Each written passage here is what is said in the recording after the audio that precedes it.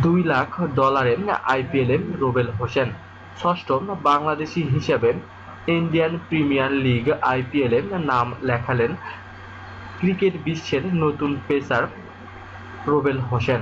$2,08,000 অর্থাৎ ₹1,40,00,000 বিনিময়ে তাকে দলে ভিড়িয়েছেন সানরাইজ হায়দ্রাবাদ। তবে রুবেল হোসেন ছাড়া আইপিএলের প্রথম রাউন্ডের নিলামে ওঠেননি তামিম ইকবাল, সৌম্য সরকার ও মুশফিকুর রহিম, তাসকিন আহমেদ।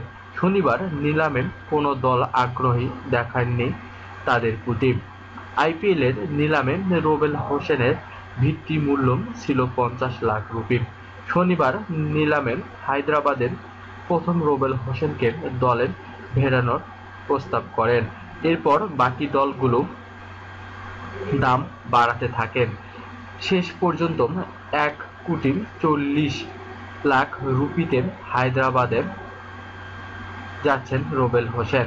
হায়দ্রাবাদ দলে রুবেলের সঙ্গে থাকছেন গত আসরের সবচেয়ে দামি খেলোয়াড় যুবরাজ ও মোস্তাফিজ। যুবরাজ সিং ₹7 কোটি, আশিস নেহরা ₹5.5 কোটি এবং বীরেন্দ্র সিং শান ও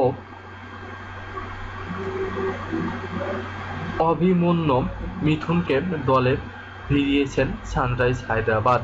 মাশরাফি বিন মুর্তজা, সাকিব আল হাসান, কলকাতা নাইট রাইডার্স এবং আশরাফুল, মুম্বাই ইন্ডিয়ান্স, তামিম ইকবাল, পুনে ওয়ারিয়র্স ও আব্দুর রাজ্জাক রয়্যাল চ্যালেঞ্জার বেঙ্গালুরুর পর ষষ্ঠ বাংলাদেশি হিসেবে আইপিএলে জায়গা করে নিয়েছেন রুবেল হোসেন।